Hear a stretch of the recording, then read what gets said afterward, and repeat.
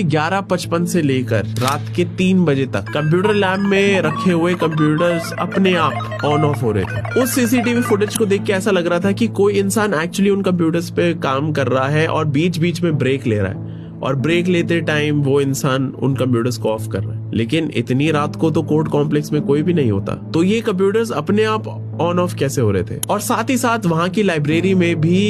एक भागती हुई सिलुएट नजर आई थी,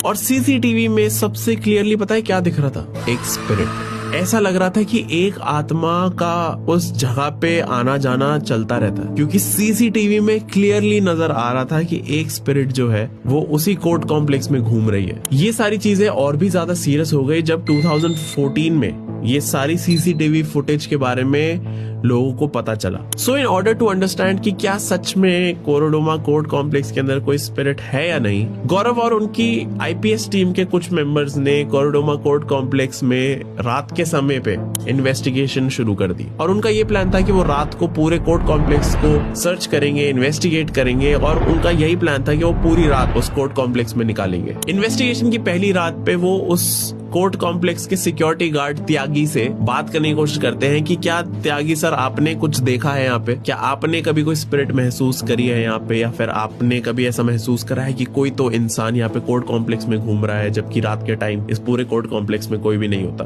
तो जो उस कोर्ट कॉम्प्लेक्स का सिक्योरिटी गार्ड था त्यागी,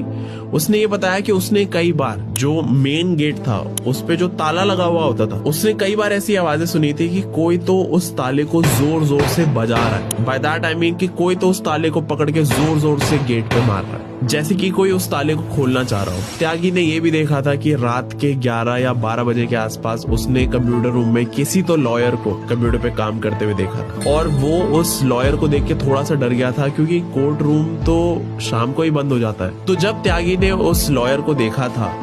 कंप्यूटर पे काम करते हुए रात को 11-12 बजे, तो त्यागी उस लॉयर के पास भी गया था पूछने कि वो कौन है और इतनी रात को क्या कर रहा है। और जैसे ही त्यागी उस लॉयर के पास पहुंचा, एकदम से वो लॉयर हवा के अंदर गायब हो गया त्यागी की आंखों के सामने। सिक्योरिटी गार्ड त्यागी की ये सारी बातें सुनने के बाद गौरव और उनकी आईपीएस टीम के मेंबर्स लाइब्रेरी और कंप्यूटर रूम में मल्टीपल कैमरा सेटअप कर देते हैं, जिससे कि वो रात को पूरी